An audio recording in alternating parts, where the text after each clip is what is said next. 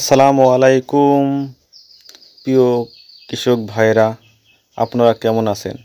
আপনারা যারা সরষে চাষ করেছেন, সরষে ফুল অবস্থায় আপনারা কীটনাশক ব্যবহার করতে পারেন। এ সময় ইপিডিয়ন রোবলাল জাতীয় ওষুধ স্প্রে করবেন।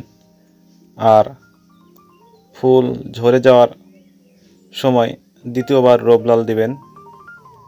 এই সময় একটি বিষয় খেয়াল রাখবেন, যাতে সরষের ফল ছিদ্রকারী পোকা সরষের ফল ছিদ্র করে, সেই দিকে নজর দিবেন। আর আরেকটি বিষয় হচ্ছে, সরষে ফল দানা হওয়ার পরে সরষের গাছে ছেদলা নামক এক জব পোকা গাছে লেগে থাকে, মারাত্মকভাবে সরষের ফল ক্ষতি করে, সরষের ফলন কমে যায়।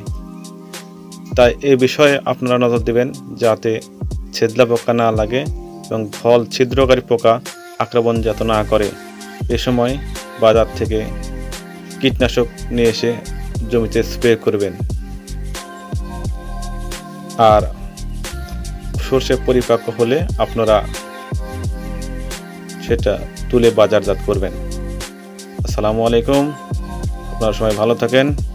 আমার পোস্টটি ভালো লাগলে লাইক, কমেন্ট, শেয়ার করবেন এবং সাবস্ক্রাইব করতে ভুলবেন না। অবশ্যই সাবস্ক্রাইব করবেন। আপনাদের একটি সাবস্ক্রাইবে আমাকে নতুন একটি ভিডিও বানাতে উৎসাহিত করবে।